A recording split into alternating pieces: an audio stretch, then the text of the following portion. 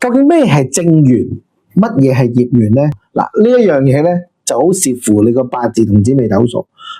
不過師傅今次又唔係講八字同紫微斗數喎，而係講你見到啲乜嘢人，你會感覺佢係正緣。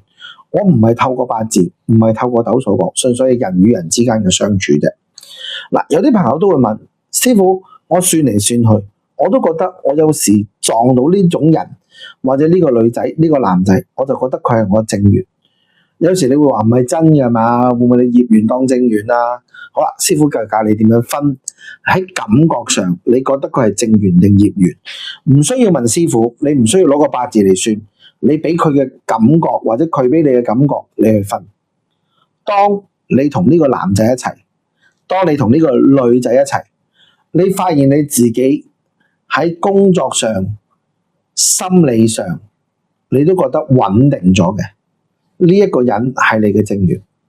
打個比方，你同呢個女仔一齊成為咗你嘅女朋友，同呢個男仔一齊成為你男朋友，未結婚喎，但你發現你工作越嚟越順，或者佢提點你嘅嘢，你又聽得入耳，而你又付之實行，而你當你付之實行之後，你個人就慢慢開運嘅話，呢一個係幫到你嘅正緣。第二樣嘢，當你同佢一齊嘅時候，你發現你個內心就已經進入一個穩定嘅狀態，即係好多女仔成日都講：哎呀，我唔知點解見到我男朋友，我心就定咗落嚟。佢同我去旅行嘅時候呢，我覺得我乜嘢都依賴晒佢，只要佢話邊度呢，我就跟噶啦。咁樣嘅話，呢一個男仔就係你嘅正緣。好，相反，我哋去諗一個問題：點樣我哋定義呢個人同我唔夾？甚至乎我覺得佢係業緣。嗱，記住聽清楚啊！師傅係講緊你拍拖開頭嘅時候啊，你唔好同我喺度拗話我結咗婚拍咗拖幾年啦，結咗婚幾年我對厭咗佢啦，嗰種 no， 純粹係第一個階段嘅時候嗰種感覺嚟分，你覺得佢係正緣定業緣？如果業緣嘅話，就係當你同佢開始拍拖嘅時候，你發現你自己情緒唔穩定，你個人好容易敏感，好容易就無名火起，好似師傅之前講，容易係躁、暴、怒，咁樣嘅話，佢係你嘅業緣。